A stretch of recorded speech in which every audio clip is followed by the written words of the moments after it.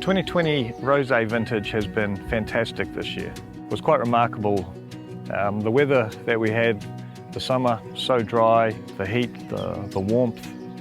We managed to ripen all the varieties to a point where everybody was happy. You know, for us, rosé is just sort of, it's quintessentially summer, really, isn't it?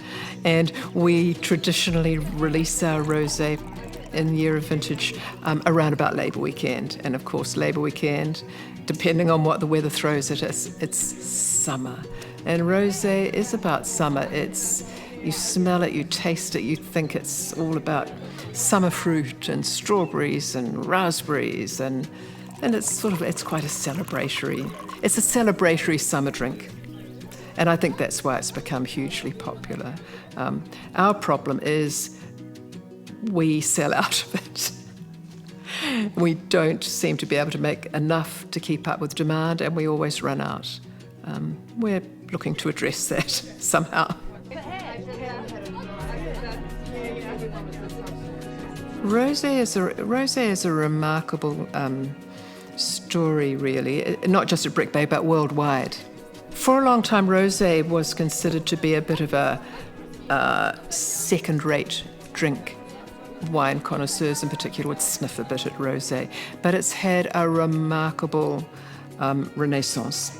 Winemakers are taking rosé much more seriously. It used to be just a bit of a byproduct. Winemakers universally have realised there's a great thirst for rosé. I think a lot of the millennials, the new generation, like the lighter styles of wine. It's become very popular as just a drink, a pre-dinner drink. White wine, rosé. There's been about a 30% increase in rosé sales worldwide in the last little while. It's huge. I mean, there's more rosé drunk in France than white wine now. It's huge. We believe in absolute minimal spray intervention, and our goal is to produce zero residue wine here, which we have achieved over a number of years now. And that is quite an achievement, and I think if wine drinkers ask their wine suppliers, is this zero residue or not, they would be surprised at the answer, because it's not all that easy to achieve. But it's all part of the push towards sustainability.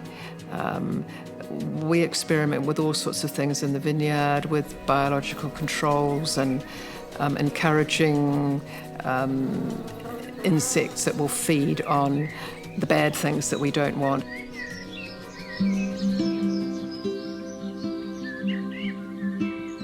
So the 2020 vintage ripened a little bit earlier than normal, but it really ripened. The Cabernet Franc, the Malbec, the Merlot, these are the three varietals in the rosé, and we managed to get them really ripe and lots of layered and complex flavours.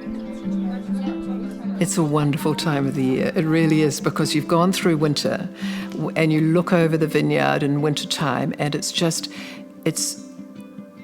structure. You just see the posts and the wires and the pruned vines, and there's seemingly no life. Of course there is life, but the vines are dormant. And then at this time of the year you see that lime green start to appear, and then in a matter of weeks you look over the vineyard and it's just awash with this beautiful spring colour. You know, it's new life, and you think, oh, here we go again. But you know, even if the previous year's been difficult, you have to be optimistic in this business. So you think, this year's going to be a great one.